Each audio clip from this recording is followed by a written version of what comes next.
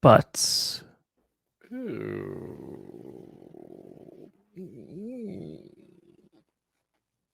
The only butt show on the internet.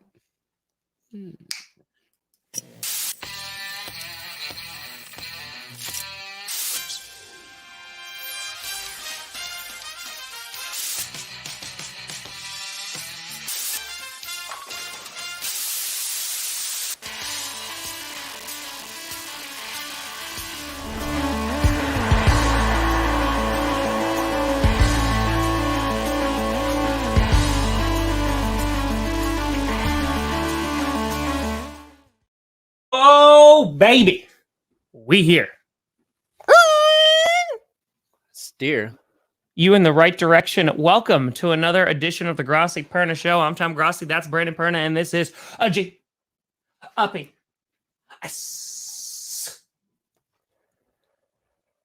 We did it. Nailed it. You got mayo in that coffee? No, God, no. That was a small little baby sip. Is it hot? Is it hot? Yeah, it was a small little, hot. That was a little baby. That didn't even touch your lips. That was hot. Ooh, very hot. Yeah, a little spice. Is it spicy? Very hot. No, not spicy. It's got peppers in it? No. Jalapenos. Just coffee.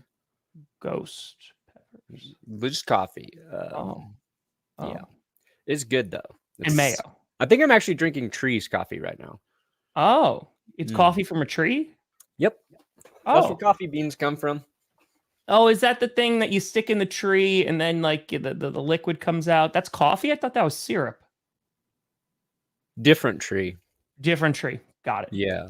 Got it. That's the aspen trees make syrup and bonsai trees make coffee.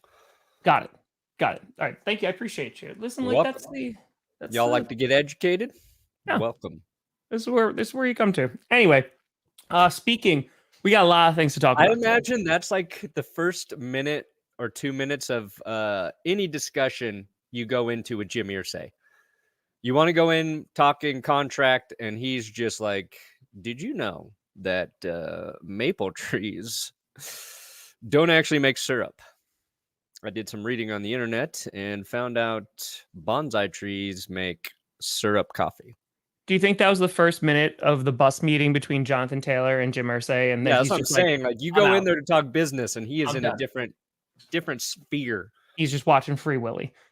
Yeah, big Jonathan Taylor news since we last got on here on Monday, and now Jim Irsay went from no, we're not trading him to you could look for potential trade partners, but we're only going to do it if we get a ton back. If we're going to get, fair value, which it looks like they're going to be asking for a first round pick, which interesting. Yeah, that's insane. Yeah. Like you got no value, but we want a first round pick.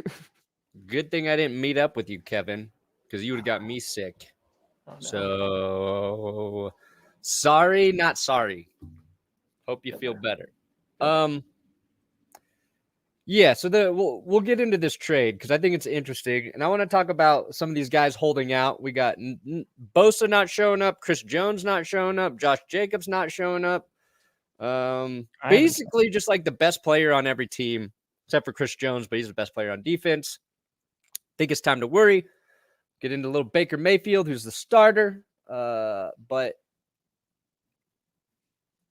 after it's like 1 minute after it's posted that Jim Irsay wants a first round, everyone's like NFL GMs are like, no way. No way, Jimmy. Like, why on earth would you give up a first round draft pick for Jonathan Taylor and then immediately turn around and also give him a new contract?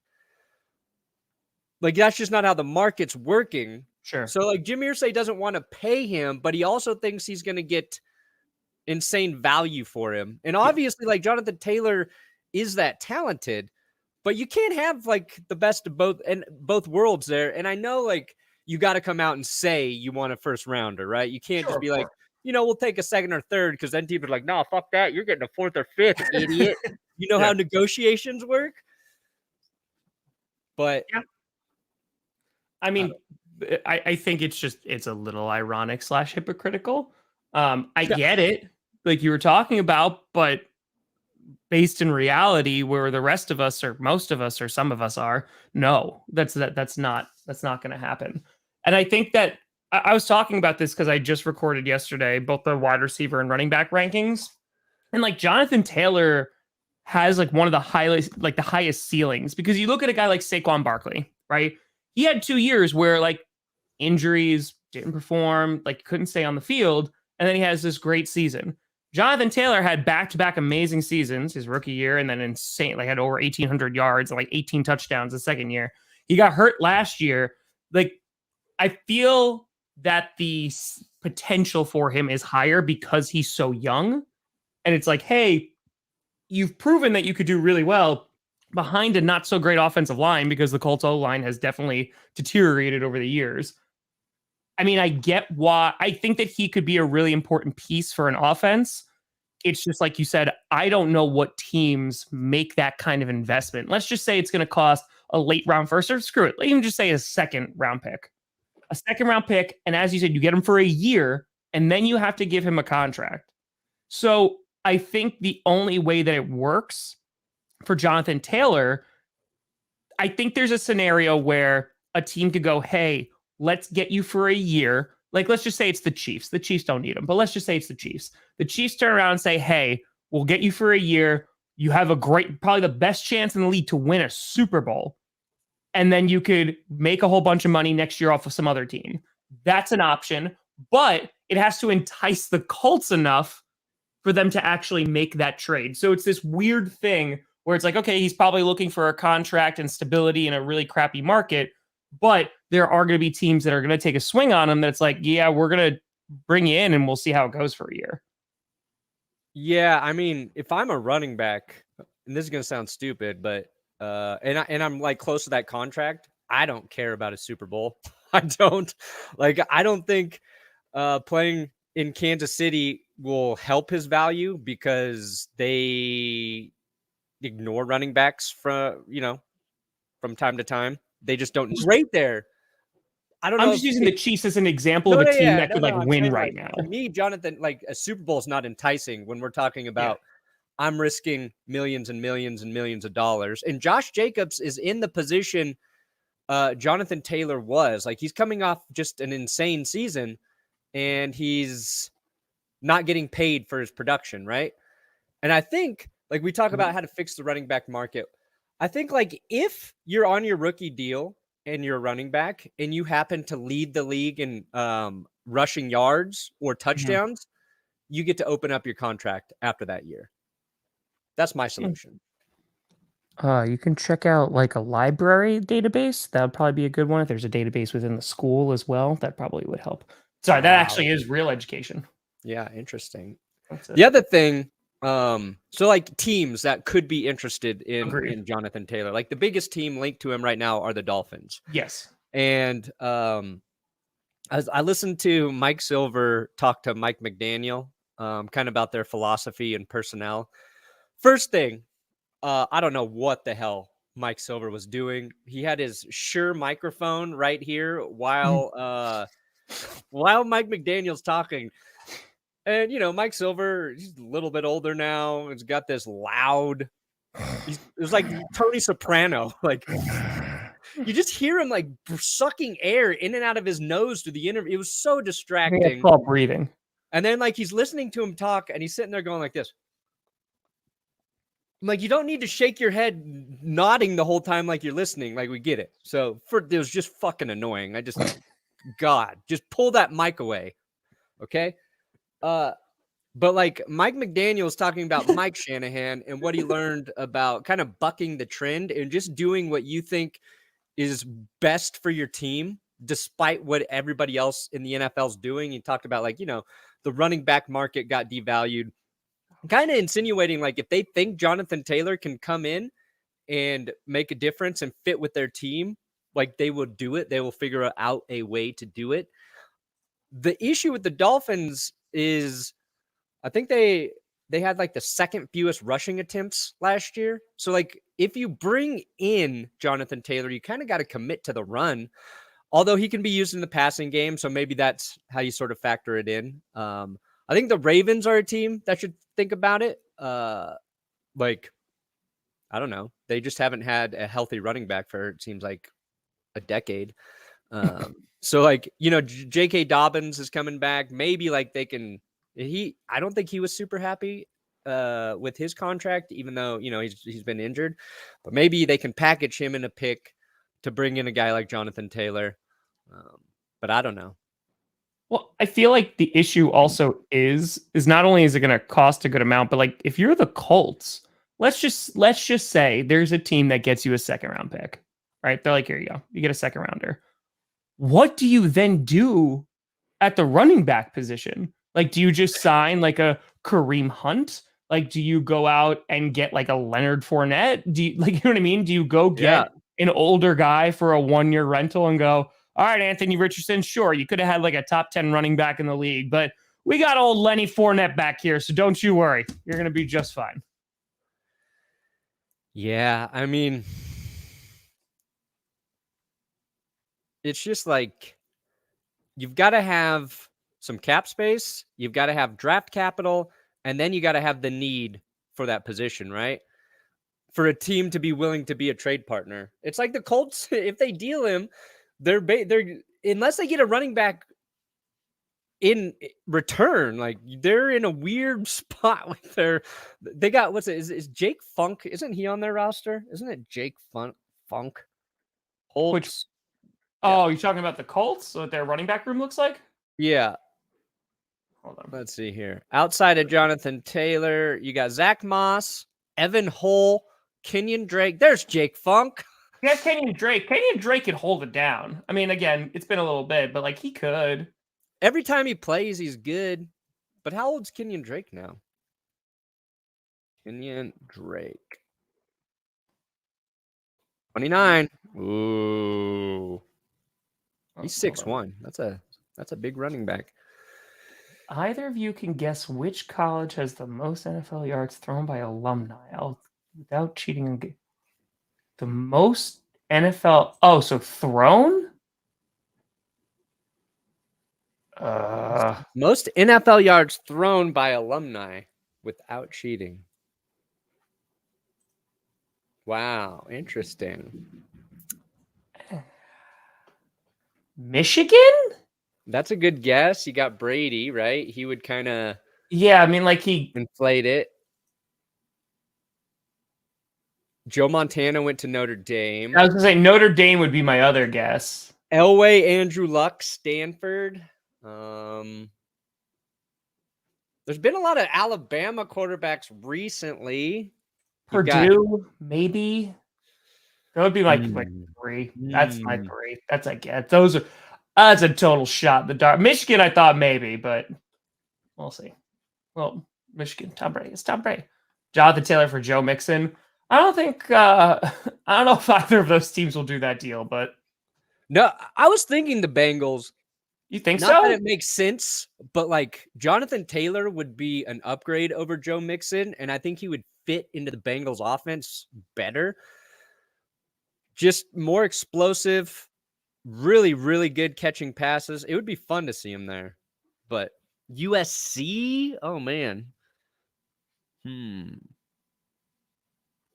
Let me look up. I need to look up who are the NFL all-time passing leaders. Brett Favre is up there. Brady's up there. Yeah. Breeze is probably close. We're talking just all-timers. Career passing Breeze is high up there. Damn, Brady has 82,000. Breeze 80, Manning 71, Favre 71, Roethlisberger 64, River 63. See, I just don't remember where most of these guys went to college. That's my issue. I'm thinking like 3. I like threw in Breeze. So like maybe you have like Purdue, maybe, but like Michigan was my first just because Brady. But yeah, that's the total shot in the dark. Total shot. We got to get the answer though. I do want the answer. We'll figure it out. I think Bucks could be a good. I mean, the Bucks, sure. It's again, the Bucks are in this weird, like, we're rebuilding. We just talked about it on Monday about who they're going to name as a starter, and I think Perna said, and I quote, "I don't give a shit." And so I said, okay, but they named Baker Mayfield as the starter. So I just don't think that they're going to be like actively trying to be like, oh man, let's make this big trade, because what are they doing this year? You know Yeah, what I the mean? other thing, like you want, like if you're making a play for Jonathan Taylor, you got to believe you're contending, and I Yeah. don't think the Bucks even believe that they're contending. No. They want No, to be no. optimistic, but Cardinals. Yeah, no, it's Cardinals. ooh, what about the Commanders? Yeah, you put out a little video about a sleeper team. They win a preseason game, and Brand's like, I know what to do now. It's Well, because like, Sam Howell looked pretty good. yeah, that's the thing. I was like, he did look good, and he looked solid in his debut last season. But he played very well. And then I'm like, you know what? If the Commanders were 8-8 last year in a crazy division that was really, really competitive that we didn't see coming. 8-1. Sorry, they tied a game. It's the only team to not make it in their division to the playoffs. Yeah, their defense was very good. Their offense just couldn't score a lot of points. I'm like, look, if Sam Howell, he doesn't have to be the greatest rookie quarterback, but like if he's sophomore quarterback, but if he's good, if he's like top 15, like that team is good enough that they are going to be very competitive. And I just feel like nobody's kind of talked about the Commanders because there's such a question mark.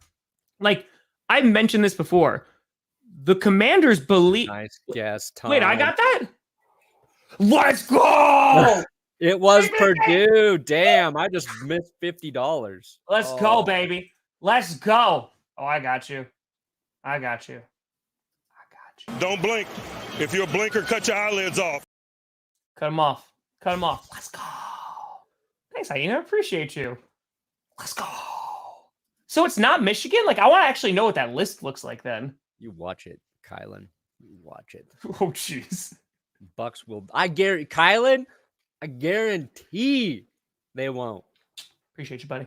You smell like you about to get pregnant again. Is what you smell like. Nobody's stopping that, man. Nobody. Aiden O'Connell's going to win the Super Bowl. That's just how it's going to go. Feel better, buddy. Feel better. But anyway, better, Red Rhino. So I was talking about this because you look at what the moves that the Commanders have made.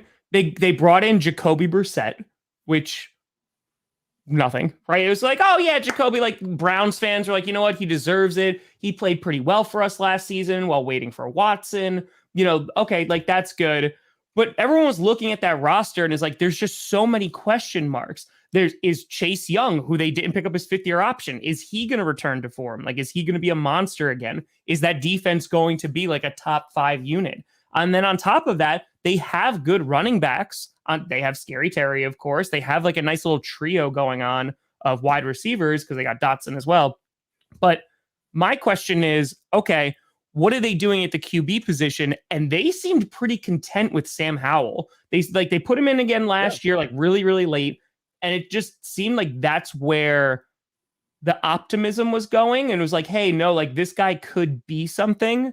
And I think they're like in a weird position because they're like, okay, if he's good, then it is what you said. Like maybe they can be a sleeper team in a really weak conference. Or if he's not, we just get one of the quarterbacks that's coming out of the draft next year. Yeah, but I think he has a chance to be good. And they brought in Bieniemy too. I mean, like that's the thing. Yeah, that's a good fit. Yeah, I think it's a really good fit. I think the red zone offense will be effective because Sam Howell can run the ball. He did that a lot in college, especially in the red zone. If he's just safer with the football, and all he has to do is be better than Taylor Heineke and Carson Wentz, which I could probably freaking do at quarterback. Again, if he's like the 15th best quarterback in the league, Washington could be a very good football team, even without Chase Young, because their defense was very good last year without him. And that's a defense that wasn't getting any help from their offense. So I just think there's potential there. It's like the best way I can say it is Washington was a quarterback away from being a very competitive football team last year. Is Sam Howell that guy? We don't know yet. Obviously, there's a long season ahead, but I like it. I'm high on it. I'm high on it. The Green Bay Packers. You think they could be a playoff team? Yeah. Oh, easily. I mean, they were 8-1 in the NFC last year. So, I mean, yes, they could easily be a playoff team. Their biggest problem, there's two big problems.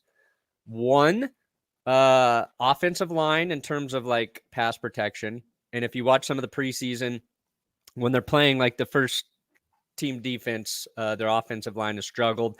Sam Howell's probably going to hold on to the ball a little bit. So I think their sack totals might be a little bit high. But also their division is stupid still. Like the Cowboys should still be good. The Eagles are going to be good. And the Giants, if they actually, progress, and I think they will, they're going to be a very good football team.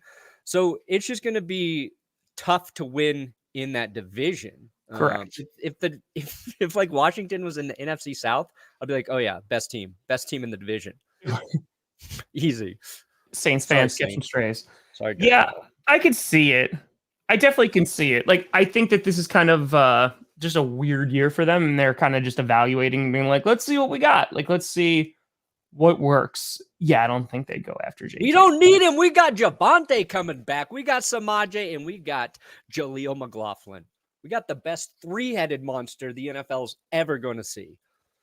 What if the Vikings turn around and go, you know what?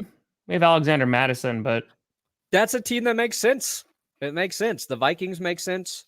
I put them in. I think I did a short. They're in there. Vikings, Ravens, Dolphins, Bears, Chicago Bears kind of make a little. I mean, they have Herbert.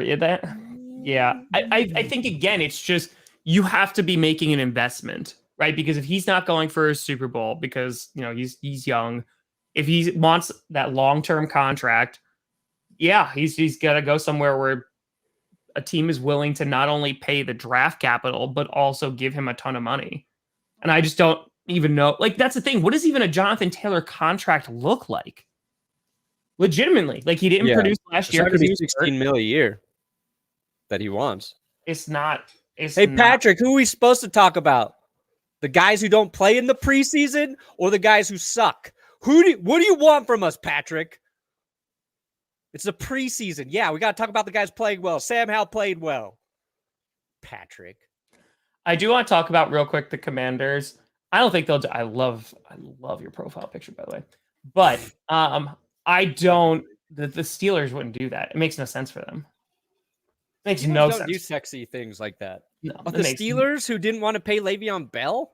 Yeah. Bring in another guy you're not going to pay. Yeah, it doesn't. It just doesn't make sense. So, we have to give life advice, Brandon. Here we go. Okay. Would you do an additional 12 hours commuting a week, 48 hours a month for $2,200 net monthly take-home pay bump? No. I mean, in terms of quality of life, if you think the money is going to increase your quality of life to where you're going to be more relaxed, stress-free, then yes. But take it from someone who's had a 90-minute commute and like one way, and like has done lots of 45-minute commutes one way. It's a toll. It's a toll on your car. It's a toll in terms of if you're just even taking the train, like it costs a bunch of money. It's a toll because that's stuff you don't get paid for. So, and if that sinks in a ton of time and you're not getting home till 7, 8 o'clock at night, it makes. I just want to know what the job is. That it's an extra 12 hours of commuting. Are you a truck driver? That seems like a truck driver. But yeah, that's tough. If like I could never do that just because I can't be away from Jess and Carmi. If you've got the time to make it work and you like driving and you find driving relaxing, like that's where you listen to podcasts or other things, then maybe it's not the worst. But yeah, that's an extra 12. Like, how much are you already commuting?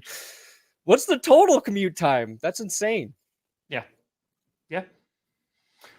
That's it. Falcons just run that. As a show that navigates, though, that was a question that's perfect for us. That did work.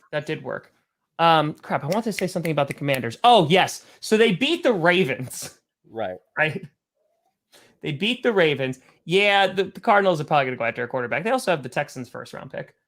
But they beat the Ravens. They end their undefeated, like, what was it, like 24 games in a row, that their preseason streak, Yes. 23-24. Stupid. And the Commanders beat them. And the reaction to that was amazing, because you had Commanders players and staff be like, "It's preseason, we don't care." Does right? that Ravens win streak even enter your brain, the preseason win streak? I think it's a stupid record. I mean, who gives a shit about preseason games? So you get that response, but then they win that game, and they're all like, Commanders, like, they're going nuts. Social media is going nuts. They're like, the first home win for like the new leadership, and all. There's missed handshakes, which was super awkward. There was lots of things that were going on. But the point is that people were like, oh, for somebody who they didn't care all of a sudden, because they're still competitive. Like, they're still competing in a game. And by that time, you're having, like, backup people. I know they played their starters for a bit. I don't know. I think there's such a concerted effort at times for just to take the fun out of football. Like, listen, it's just what we're talking about. It's preseason. In the reality, no one cares. I care because, like, my starting quarterback is in there, and there's, like, guys that you want to see develop, but you really only just care for your team. And so, I don't know. I mean, that game was good. It was a good football game. It was a good game. It ended on a game-winning kick by Joey Sly, who just made the team. That's the kind of kick you want to see him make in that situation. But, like, yeah, I think there's two things. One, it's the record became a thing before the game. Not necessarily because of the Ravens, but because of media, right? It's like, oh, this win. Somebody pointed out the win streak, and then everybody was talking about the win streak. That's why it was even asked. And no, they don't care about the Ravens win streak. But as a team, you do care about ending it for them. Anytime you can end somebody else's high in sports, you do it. That's why they're excited. Does it matter at all? No, of course not. Preseason wins don't matter. And that's like what's funny about it. And John Harbaugh, after, kind of went off on reporters in his press conference, saying that he hates when people call preseason games meaningless. And he's right in that, like, there's a bunch of guys trying to make an NFL roster, a bunch of players whose future hinges on them playing well. But what people are saying is, like, nobody who says a preseason game's meaningless is like, oh, all those individuals trying to make teams, screw them. No, they're talking about the results of the game. And football in preseason just isn't as fun to watch, on top of it, like, not meaning anything to a team's record. So I think people can say, like, a preseason game's meaningless, but also be rooting for guys to play well, because a team's win or loss does not matter. It's how each individual performed and how they're going to be evaluated by coaches in ways that are, like, a fan. We're not going to pick up on that shit. I don't know what the third string corner's responsibility is on a certain play. I can't evaluate if he's in man or zone coverage, how he's supposed to be functioning, what linebacker was in or out of, like, position. Like, we can't know any of that stuff. So it's incredibly boring for us to try and figure any of that stuff out. And that's, like, coaches and how they evaluate players, very different than the way, like, a fan would Absolutely. do it. Absolutely. Yeah. But anyway. But I know that commute, it's gonna suck. Yeah, no, that commute's gonna suck. You're gonna hate to New York City. Whoa. Albany to New York City. No, like, I know that commute very, very well, dude. You're gonna hit all the traffic going in. It is going to suck. Again, it's money, but also, if you want to live, like, in the city, that's gonna cost a crap ton of money too. But I'm just telling you, it's gonna suck. It's gonna suck. Just gonna suck. Anyway, your title is about teams being worried. Yeah. You know what I'm not worried about, though, Tom? Is it gonna be Underdog? It's Underdog fantasy football. Oh, I'm never worried about Underdog. You like disclaimers? The best one there is. Hell yeah. Look, there's 2 drafts linked below. 5 out of 10 filled in the $25 draft, 4 out of 12 filled in the $10 draft. Did you sign in, Tom? Doing Is it Tom now. signing in? Doing it now. Sign up before Tom. Kick him out. Kick him This out. is Kick offensive. him out. This Kick is him bullying. out. This is cyberbullying. I just want to see you kicked out of the leagues. I know you do. I know. And I respect it. But guess what? I'm not. Suck it. Damn. Where's Got our him. little thingy? Let me go here. Got him. Let me share my screen. Bam. All right. Got it. There's the 2 leagues down here. 10 person, 12 person. Ooh. Nailed it. Nailed it. Look, Underdog Fantasy, you got weekly winners. This is my favorite tournament to join right now before the season starts. Your weekly winners, okay? Look at this. First place every week, 20 grand. Second place, 10. Third place, 9. Fourth place, 8. Can you get 7th place and win $5,000 for weekly winners?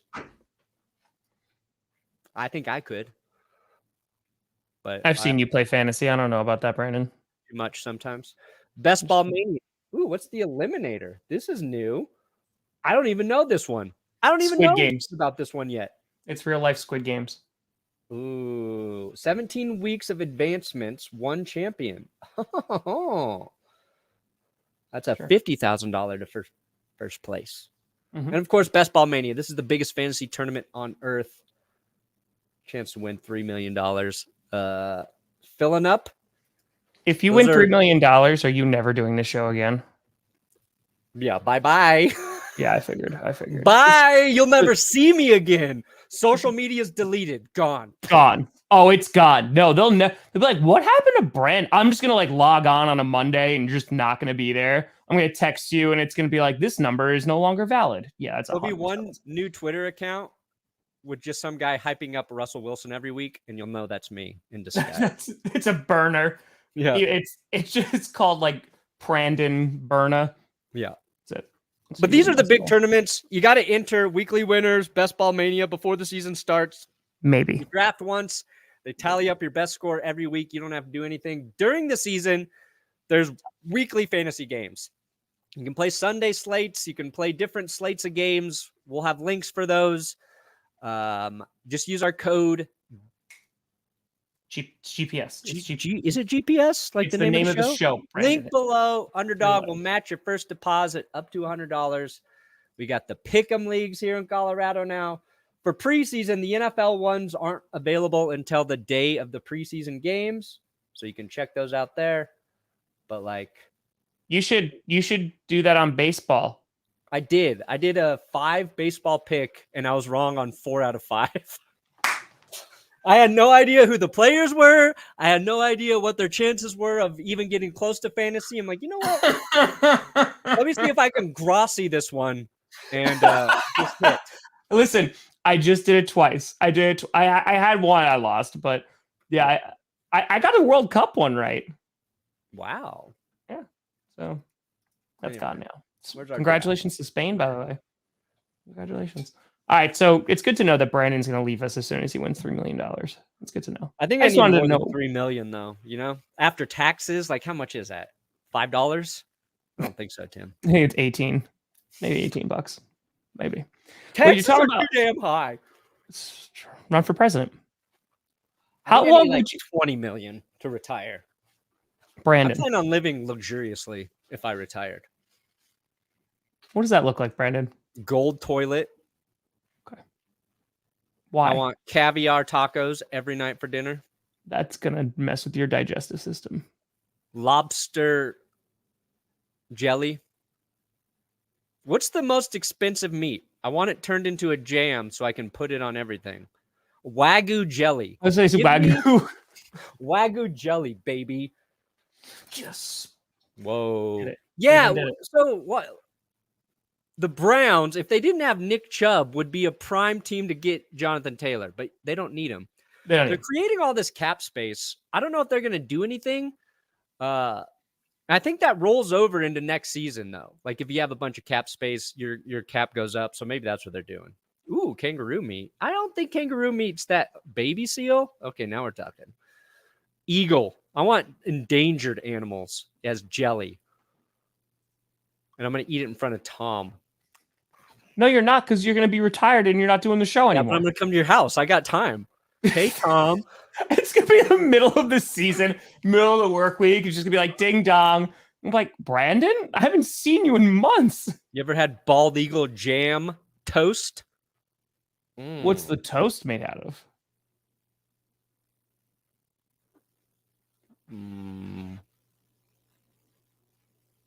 Is it like bread from the... Did you say tigers? Mm-hmm. One of the most endangered ones. I want every bite of food I take to be doing horrible things to the world. That's what you do when you get rich. You just become a horrible person. I'll leave my car running in the outside. Just leave it running all day to burn up gas. And my water, grass. Oh my God, I'm gonna have so much grass. I'm gonna overwater all of it. What else am I gonna do that's gonna be bad for everybody? But I won't care because I'll be so rich. I'll pay the fines. And you think $3 million is going to do that? No, buddy? I said I need at least 20. At least 20. You're like, I got to win best ball for the next like 10 years. And then watch out, world. If there is still a civilization, I'm coming after that bald eagle. Pandas too. Yes, panda meat. I just like, steak. Just give me plain steaks. Good. I'm probably going to open it next week. Yeah, I got to do that too. Yeah, a couple of spots left in the Patreon fantasies. All right. Teams that should be worried about their holdouts. That's what we're going to do. We got Chris Jones. We got Josh Jacobs. We got Nick Bosa. We already talked about Jonathan Taylor. It is a holdout, but I don't think the Colts are too worried because they're like, okay, we'll trade him. Hey, Brandon, Raiders, what if Niners, someone gets inspired and they are rich and then they go, you know what? After Perna's done eating all those meats, I want to eat Perna. Now the you've most become the dangerous game. Now if you can catch me, you can have me. I don't think they can catch me though. Is that what? If you can catch me, you can have me? If you can catch me, you can have me. Oh no. Did you get the first overall pick again? I am number one. No, this is legit. I am number one. I am gonna have to call Underdog because, dude, like, at what point are we looking at this? Like, even the audience is like, bruh. I am number one. And I'm number 2. You suck. I actually don't like the number 1 pick. Shut up. I don't care. I don't even like the number 1 pick. Don't pick Justin Jefferson then. I think you should pick 288, 270. I think that you should scroll down and pick Russell Wilson if you believe in him, coward. I believe in a lot of quarterbacks. I would never take any of them number 1 overall. Okay, yeah, you know what? That makes sense. Running back. Go Javonte Williams. You believe in him, right? And hyping him up he's all gonna off split some carries with Samaje.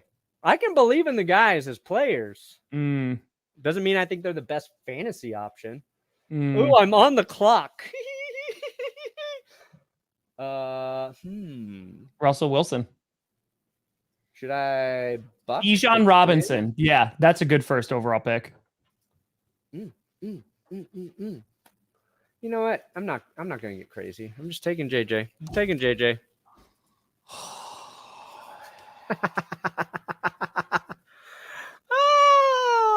2 spots left in the $25 draft. See if I get first place in that too. Okay. Go ahead. Talk about holdouts while I pick the number 2. Well, what I wanted to ask is like, all right, so this Nick Bosa thing, I honestly thought the 49ers and Nick Bosa would have agreed to a contract by now.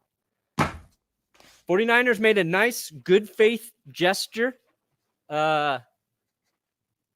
Okay. They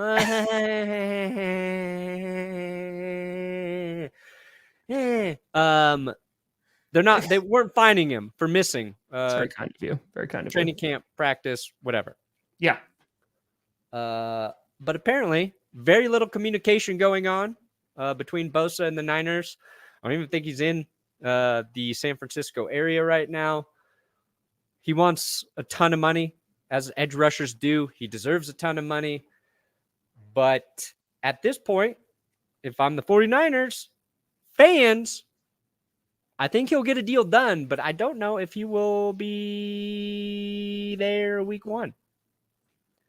Don't know. Chris Jones in social media says he's willing to sit out through week 8. Week 8. Which means he would miss the first game between the Chiefs and the Broncos, so please do it. But he would come back for the Chiefs-Broncos second game. And someone's like, that costs a lot of money. He's like, I can afford it. Yeah, he's like, I don't care. Yeah. I'm working on a new contract. I'll make it up. Yeah. And then Josh Jacobs. Raiders say they're not willing to trade him. He hasn't reported. All of those players, I rank them Bosa as... Bosa, Chris Jones are both so good. Bosa's position's just a tiny bit more important, I guess you could say, than Chris Jones. On the Bosa's also a better player than Chris Jones. Yes, I think you can make the argument to say Chris Jones is better or just as good. I think in terms of like the value on the contract, just because Bosa's still so young. Because Chris Jones is how much older is he than him? I don't know. Chris Jones is 29. Ooh. So, yeah, Bosa is going to be what, like mid-20s? He's 25. Yeah. Like, I'm just saying, like, the value in terms of, like, big contract, it's going to go to Bosa. Like, Bosa will get more. I'm talking about what I was going to say was, like, Nick Bosa is probably the best. Chris Jones. Yeah. Then Josh Jacobs. And I think Josh Jacobs very good. But I think Josh Jacobs being there actually means the most to his team. Sure. Because the Raiders are the shittiest team, and they really, really need Josh Jacobs. Like, the 49ers, look, they are better with Nick Bosa on the field. Absolutely. But their whole team is so good, so well coached, that you trust him to get by if he misses time. Same thing for the Chiefs. Like, Chris Jones could come back in December and they'll be fine. They'll be fine. Like, they'll just get this incredible boost late in the season, and all of a sudden they're like very good, and oh no, now they're unstoppable again. Oh, Chris Jones came back and the defense is good. The whole Chiefs defense will suffer if Chris Jones isn't there. But I think Josh Jacobs being with the team is the most important to the team overall right now. I agree. So that's where I was going. Yeah, he's the most like crucial piece because what are the Raiders right now? They have Devontae Adams. Yes. But right, like Devontae Adams, if you take him out of the game, who are the Raiders on there? That's what I'm saying. Their offense is Devontae Adams right now. At least with Josh Jacobs, it's like, oh, like they can beat you in two different ways. Like they're going to be competitive. I don't know, like what it's so funny too because the Chiefs thing is so accurate and it drives me insane. Like because it is legitimately he can come back week 8. And it's like, oh, like maybe they lost like 2 or 3 games, maybe. And that's a big maybe. And it's like, oh, yeah, well, now it's time for their Super Bowl run again. And that's like 2 weeks of Chris Jones, like getting back up, to speed. And like, but they could do that because the Chiefs are going to be in the playoffs. Like, you just know they're going to be there. Yeah. So Chris Jones would be like, you know what? I could take like almost half the season off. I don't have to beat up my body. I can come back well rested. Sure, it's going to cost me money, but I've made a lot of money. So why not? It's just insane, dude. That's how good the Kansas City Chiefs are. And I kind of I didn't get to this point when I made the Washington Commanders episode, but because their defense, Washington's defense was like 8th best in the league in points per game allowed. It was like 20.1. And their offense scored like 18.6. So you're like, oh shit, look at the math there. Like, yeah, really good defense, but their offense can't score points. When your offense is like the Chiefs and you're scoring 29 points per game, 30 points per game, your defense doesn't have to be good. if it's opportunistic and it gives up points, that almost works better because you're just giving your offense more opportunities to score. So you're right. Like the luxury the Chiefs have to just wait on Chris Jones is so stupid. And there's a couple teams that could apply to, like the Bills could probably get away with it for a bit. The Bengals, like these teams that can just score seemingly like at will every week, no matter who they play. The Raiders don't have that. You know what I mean? But like when it's just, and watching an offense for like 5 years that can't score 20 points every week, it's so frustrating. It's just like your defense can be good, and if your offense can't match it, it's totally irrelevant. It just doesn't matter. There you go. That's it. Go. Don't even need it. Is he still third on the depth chart? Oh, Aiden O'Connell. I know Josh McDaniels is stupid. Aiden O'Connell ain't QB2 right now. Is it Brian Hoyer still? Is Hoyer still number 2? Brian Hoyer, the forever Patriots quarterback. God, get out of here, Brian Hoyer. I don't want to be stuck with Brian Hoyer. Yeah, I mean, the Chiefs are just that good of a team. And I think, like, does Chris Jones, let's just say Chris Jones actually does that, right? Let's say he doesn't come back till week 8. They make a deep playoff run again. Who knows? Maybe they go to the Super Bowl. Maybe they win the Super Bowl again. What team then turns around? He's going to be 30 years old. What team then turns around and goes like, okay, yeah, we're going to give you a major deal? The Browns. Yeah. That's all their cap space. It's They're making that dude, move. did you see those jumps? What happens like after this season? The Browns are like screwed, dude. Like they are like, if this year is not good, they are so screwed because of Deshaun Watson. Like, yeah, that's what I don't get about them freeing up the space for this year. Because you push that money down the road, right? All these this is all they have, dude. It's all they look. I'm going to pull this up real quick. It's legitimately, they have to do it this year because otherwise it's not happening. So this, let me zoom in here. Let's do a little zoom. Yeah, $34 million in cap space right now, which puts him at number 1. So at this second, his base is $1 million, right? His cap hit, is 19 mil. Dude, his base jumps up to 46. It goes from a cap hit of 19 mil to 63 mil for the next 3 years. Yeah. Like, if they don't work it out, it's a problem. Like, we talked about a lot of teams that have a lot of pressure. I don't know if there's a team out there, like the Cowboys have a lot of pressure to be like really, really good. If the Browns are not a playoff team this year, and even if they are, then holy God, like it is going to be scorched earth. Can you imagine if Deshaun Watson goes out there and he just looks like a mediocre quarterback? Like it is going to destroy their franchise. Because, dude, they gave it to him fully guaranteed. You can't get out of it. You could cut him tomorrow and you are still paying a cajillion dollars. They are screwed. Like, this is dumb. They didn't just put all their eggs in one basket. They put the whole damn fridge in there. And we're like, hopefully this works out. Yeah. It's bad. I mean, luckily for the Browns, they got Dorian Thompson-Robinson. So, no, Brandon, maybe. No. What if Brandon, they get Deshaun Watson excommunicated from America? What ramifications does excommunication have on NFL salary cap? Yeah. No, so you're right. Like, I feel like they're freeing up money now, not necessarily like with an intent to make some big move like this week or next week, but as the season progresses to be like, oh, this guy's available, let's go get him. Like before the trade deadline. No, they can't. By the way, Perna's exotic meat is what that should be called. Ooh. What website is this? Oh, that one's Over the Cap. Yeah, that one's over the cap. I'm sorry, no, the one I was on Spot Track. Spot Track and over the cap are the two ones that you do. Yeah, I mean Stern, like I'm a legitimately, spot track guy. if you look right now, so just They're at negative 85 million in cap space for 2024.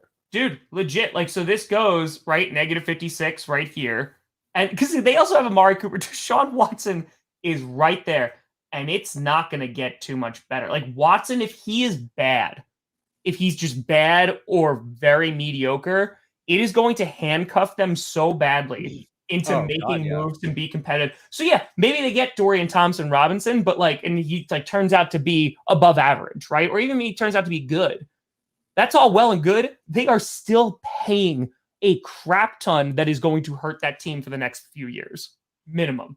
And like Nick Chubb not getting younger. That defense, Myles Garrett not getting any younger. They put everything on Deshaun Watson being great. It's because he can't get away with just being good. He has to be great. And if he is not, they are screwed.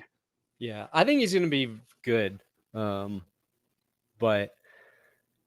the Browns are they're in an interesting position. I just don't know what their plan is. That's all I want to know. What's the plan for the Browns? Yeah. I would with not, their money. Like, I don't like why, like, because they did a bunch of restructures this last week. So I just want to know what the plan is. Just want to know. Dude, it's wild. Like, we talk about the contract and we've like talked about it to death, but next year, like, you're finally going to see the consequences of it. Yeah. So it's like, oh man, that was such a bad trade. That was such a bad contract, blah, blah, blah, screwed up the whole market. You are going to see, if it doesn't work out this year, how bad it really is going to get in Cleveland. Like, this is massive firing, like clean house if this doesn't work out. And they're going to be rebuilding for a while. It would, I mean, their only option, like Deshaun Watson, if he's like a top 5 quarterback, then fine. You don't mind paying him all the money and figuring it out. Sure. I don't know if he can be a top 5. I think he can be top 10. But there's always a chance, like, he could rework the whole contract. They could tear it up, right? Couldn't you just tear it up and be like, okay, this isn't working. Here's a new deal. Same money, not all guaranteed, gives us cap flexibility. That could happen, theoretically. But wait, if they just say no? No, like at some point, they could rework the contract with Deshaun Watson. But Deshaun Watson could be like, no. No, that's what I know. I'm like, he has to be a willing participant. Yeah, and I don't think he would be.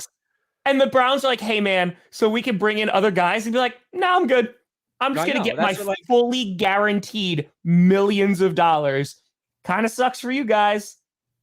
Because all right, so it wasn't fully guaranteed, but you went down this road with the Russell Wilson thing. You made a video earlier this offseason, right? Yeah.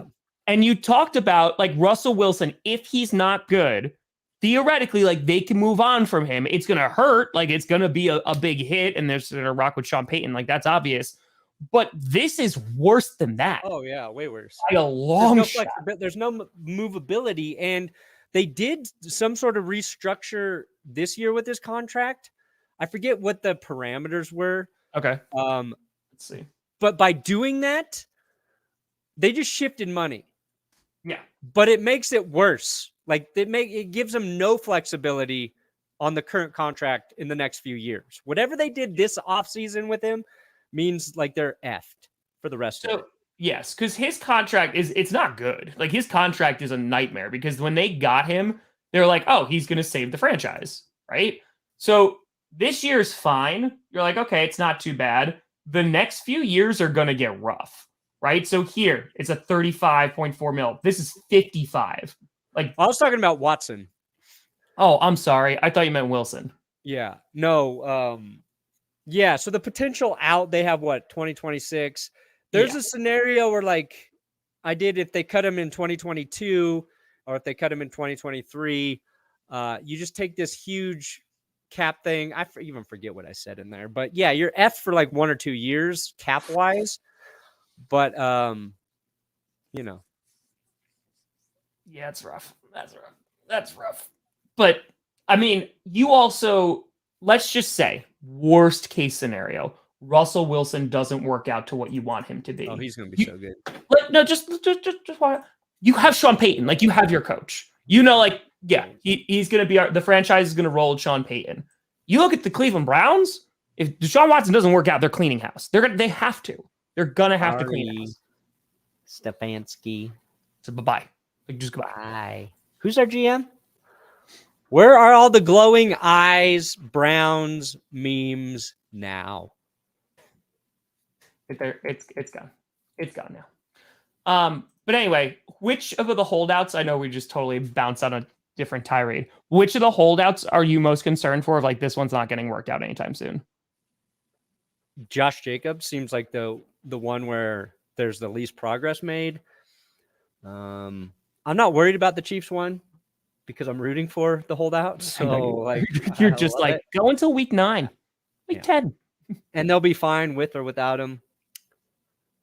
But I'm the most surprised that Bosa, they haven't got the Bosa deal done. That one's the most surprising to me.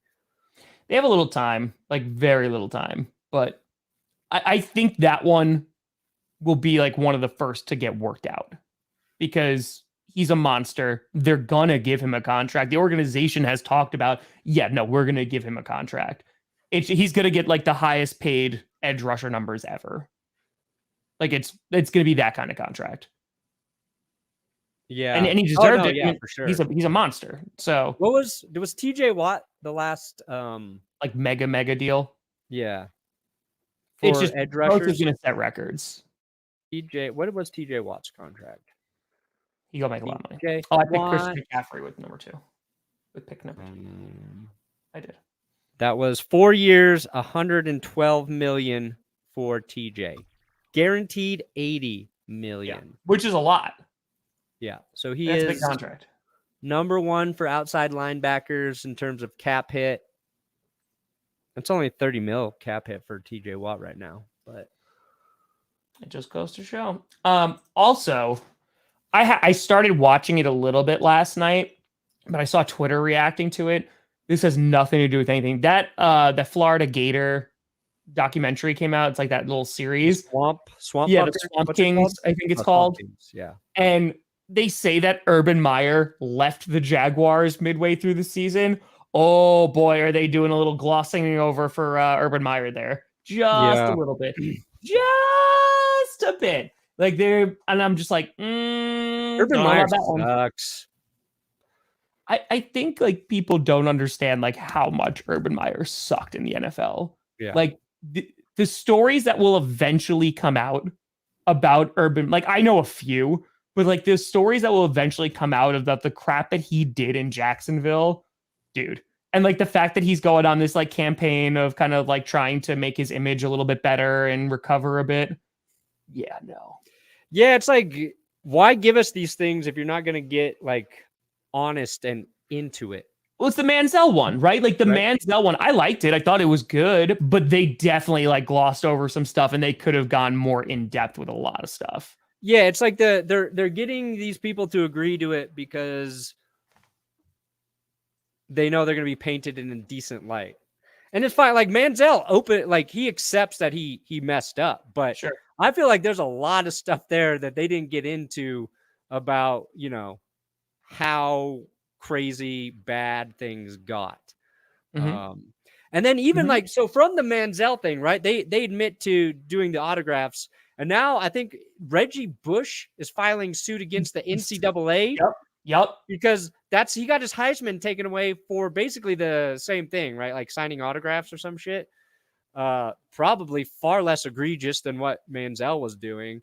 So I hope Reggie gets his Heisman back and he wins that lawsuit or he gets settled in his favor. So funny.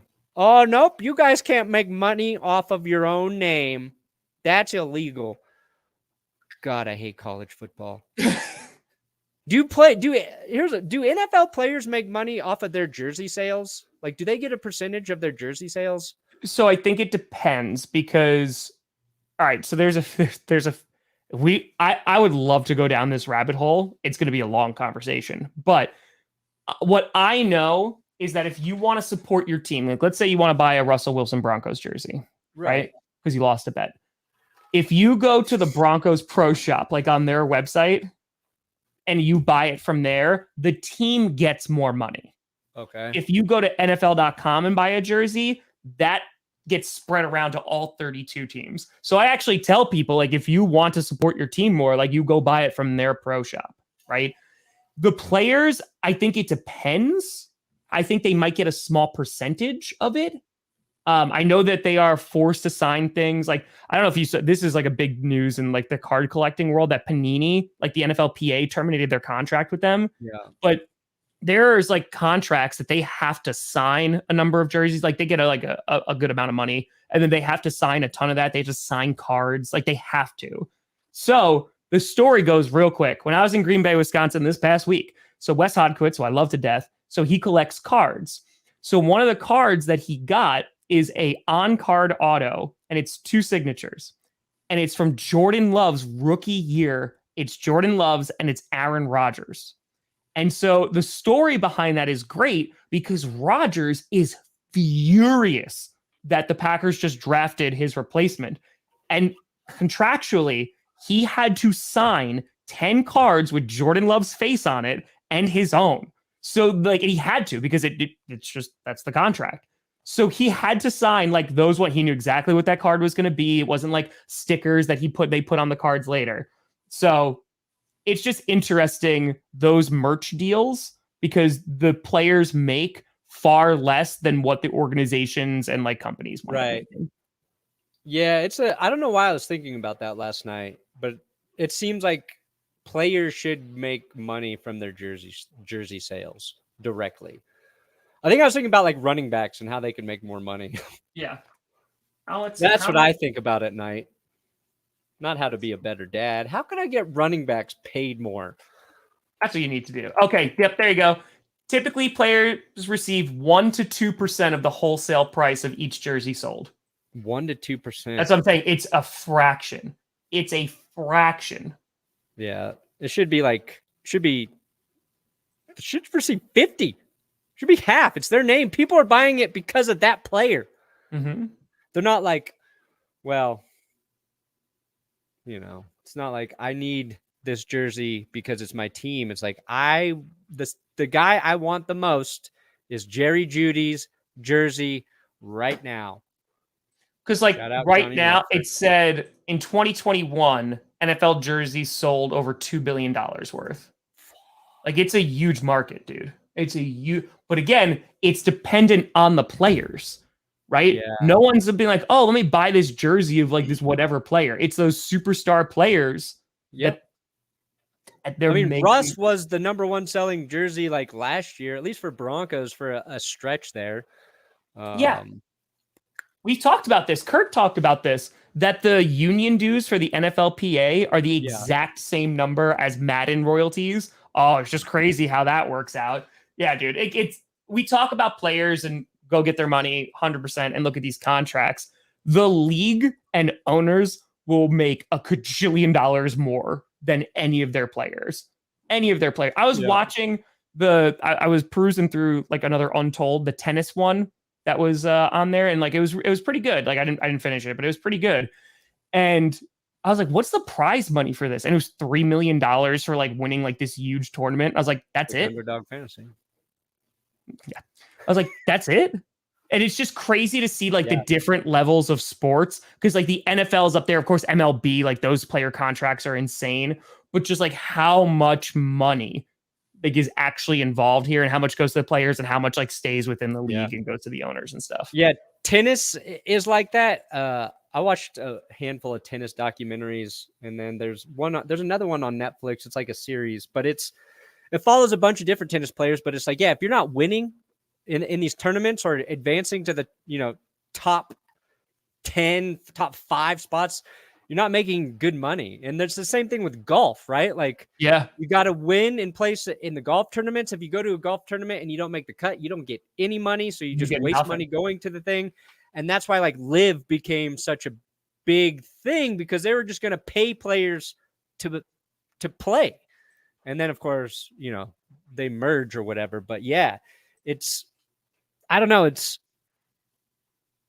I like the part where you have to perform to get like the big money. But those are individual based sports, right? It's like it's you versus the field. And that's why you can kind of do it. Like NFL and the team sports, you're relying on other people. And that's why your contracts are important. And that's why when it's a league as big as the NFL, there should be more percentages of things like those jersey sales going to players. Like, Well, why not? I mean, the thing is, the only insight we have into how much teams make is from one team. I know. It's from the Packers. It's from the Packers. And last year, they made $610 million. Yeah. That's a lot. And like, think about this for the jerseys, right? So it's like, okay, Josh Jacobs, right? Raiders, he wants more money. Fans think he should get more money. What could fans do to get him more money? They could go buy his jerseys, right? Like they could affect him getting paid more if like their percentage of jersey sales actually were a bigger chunk going back to them. That would be kind of cool. Like, I don't know, you get like a fullback or something fans love, and fans like put together an effort to go buy their jerseys, help them make some bank for that year. Mm-hmm. Be kind of fun. Anyway. Yeah, it's fascinating because like that goes into like a whole different, like the workings of the NFL. Yeah. It's wild. So it is wild. But buddy, what do you got coming out today? Maybe a short. I don't know. I got a couple scripts cooking. We got a big one. I got to get to Johnny. I don't know if it's ready yet. 2016. But Nice. every sport, not just football. Yes. Cricket? I don't know about cricket. Okay, no cricket. I'm sorry. Let's not get stupid. What do you got, Tom? Announcing the fundraiser today. We're gonna raise some money for a fantastic charity, and I'm giving away 2 front row tickets to the Packers home opener week 3 against the Saints. Hell yeah. So that'll come out. I might do another video too. Running back. They don't get their home game till week 3? Yeah, it's against the Saints. Yeah. I hate that when the team's got to start both road games. Yep. First one against the Bears. So, it's going to be great, though. It'll be good. And then I might throw out another video. We'll see. I recorded running backs, the fundraiser one, and the wide receiver one yesterday. Yeah. So. Yeah, this is funny because we're doing 2016, a year in sports. Yeah. And like Will and Johnny and I have banged out a bunch of different NFL seasons. This is such like an obvious idea. Like those do well. Why not do all the sports? It's like just sitting there right in front of our face. And Johnny like texted me, he's like, this would probably be a really good idea. And then I told Will about it, and we were just kind of laughing, like, God, what?